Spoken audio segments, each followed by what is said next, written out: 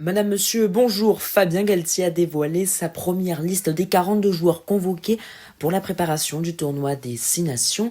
Nous y revenons dans cette édition. À la une également, la première victoire cette saison pour Decathlon CMA CGM en cyclisme et l'Open d'Australie. Le casque sur les oreilles, le volume au maximum, un verre à la main, l'œil du sport, c'est parti. Il y avait déjà eu quelques fuites sur certains noms depuis mardi, et elle fait parler cette liste des 42 joueurs convoqués pour le début du tournoi des 6 nations avec le premier match le 5 février face à l'Irlande. Et pour cause, comme annoncé par de nombreux médias, plusieurs cadres n'ont pas été appelés, à commencer par le troisième ligne Grégory Aldrit, le centre Gaël Ficou et l'ailier Damien Ampenaud. Pour les explications, il faudra attendre la première prise de parole du sélectionneur Fabien Galtier qui n'a pas encore eu lieu.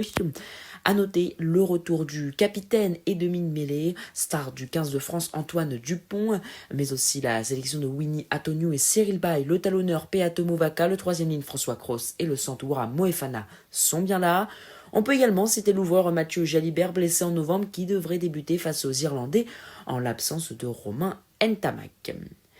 Une première, ce sera pour Tom Stanisforce, qui est convoqué dans le groupe de la France pour la première fois, et ce à 31 ans, une arrivée tardive, exceptionnelle dans le rugby de très haut niveau actuel.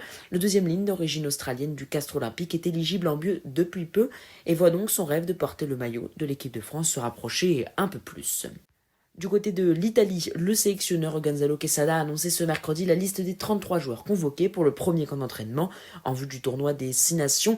Les deux principales informations, ce sont sans surprise la non-sélection de Ange Capozzo et Tommaso Alan blessés, qui ne font donc pas partie de cette liste. Le football à présent avec la Ligue des Champions à la 7e journée hier, grosse désillusion pour le Paris Saint-Germain qui, malgré ses très nombreux tirs et ses 3 buts refusés au hors-jeu, s'est incliné 2-1 sur la pelouse du Sporting. Le PSG devra donc attendre la dernière journée pour espérer se qualifier directement en 8e. Dans les autres rencontres, victoire humiliante du Real Madrid face à Monaco 6-1, grâce notamment à un très bon Ken Mbappé et Vinicius. L'Inter s'inclinait face à Arsenal 3-1, Tottenham s'est imposé face à Dortmund 2-0, victoire de l'Olympiakos sur le même score face au Bayer Leverkusen, l'Ajax s'est imposé 2-1 face à Villarreal, Bodo Glimt s'est imposé face à Manchester City à la surprise générale, victoire 3-1, le Club Bruges s'est imposé 4-1 face au Kairat Almaty, et un nul entre Copenhague et Naples, un partout. Restons dans le football avec une information extra-sportive qui pourrait avoir des conséquences sur le club de la capitale, le Paris Saint-Germain. En effet, selon le Paris Match, le défenseur du PSG, Lucas Hernandez et sa compagne seraient accusés de traître d'êtres humains par une famille colombienne. Une plainte a été déposée au parquet de Versailles. L'information n'a pas été confirmée par ce parquet. Elle viserait une travail dissimulé et traître d'êtres humains selon Paris Match. Nous rappelons que, en ce qui concerne les affaires judiciaires en France, la présomption d'innocence est bien évidemment de mise avant toute condamnation définitive. Le cyclisme à présent avec l'équipe Decathlon CMA CGM, meilleure équipe française de la saison passée, et qui entame pour le mieux cette nouvelle saison en remportant la première étape en ligne avec le Tour Down Under. C'était ce mercredi. Il s'agit du Danois Tobias Lund Andresen qui a dominé le sprint de cette étape devant Matthew Brennan et Sam Welshford. Mauvaise nouvelle en ski alpin puisque le français Ken Caillou a lourdement chuté lors de l'entraînement de descente ce mercredi à Kitzbühel. Il a été évacué par hélicoptère, mais l'équipe médicale des Bleus rassure sur son état. Les examens réalisés se sont révélés rassurants et sans gravité. Selon le staff de l'équipe de France dans l'après-midi, Ken Caillou sortira de l'hôpital ce jour et rejoindra l'équipe de France à l'hôtel. En tennis, l'Open d'Australie a commencé. Alexandre Müller a pris un set à Alexander Zverev ce mercredi au deuxième tour de l'Open d'Australie, mais le Français n'a pas réussi à titiller plus le numéro 3 mondial et s'est incliné en 3 manches 6-3, 4-6, 6-3, 6-4. Chez les femmes, elle était opposée à l'ancienne 3e mondiale Maria Sakkari. Il s'agit de Mira Andreeva qui s'est baladée 6-0, 6-4 ce mercredi pour aller le 3e tour de l'Open d'Australie. La Russe signe sa 6e victoire d'affilée. Avant de vous présenter le programme, un mot très rapide de notre partenaire myfuturegift.com. C'est un site où vous trouverez tout ce dont vous avez besoin pour faire des cadeaux à vos proches et pour avoir plein d'idées bien sûr, mais également pour vous. Si vous voulez vous remettre au sport, décorer votre maison ou trouver un petit accessoire, mais encore personnaliser des casquettes ou des t-shirts, rendez-vous sur myfuturegift.com. Un grand merci à eux de nous soutenir.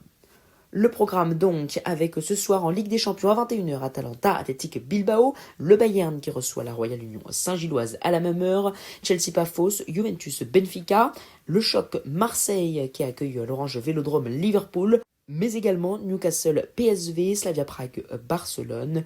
Demain en Ligue Europa, Lyon se déplace sur la pelouse des Young Boys à 18h45. Nice, déjà éliminé, accueillera le GA Eagles à 21h. Lille, de son côté, se déplacera au Celta Vigo à la même heure. En tennis, les 32e de finale demain, avec plusieurs rencontres à suivre, notamment le monégasque Vachereau qui sera affronté à l'Australien Ichkata à 1h du matin, à suivre également Mensik Jodar à la même heure, et Shelton Sweeney, ça sera à 2h30. Djokovic tentera de gagner son ticket pour les 16e face à Maestrelli à 3h30. Également, Munar Ruth, ce sera à 10h30. Vendredi, nous retrouverons plusieurs rencontres très intéressantes. Paul Davidovich Fokina, ce sera à 1h. Alcaraz Moutet à 1h.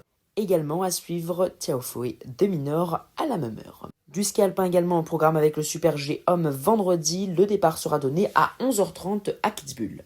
Voilà, vous savez maintenant tout. Merci beaucoup d'avoir suivi cette nouvelle édition de l'Œil du Sport. Je vous donne rendez-vous vendredi soir, mais en attendant, direction la page Instagram de l'Œil du Sport pour retrouver toutes les informations de dernière minute.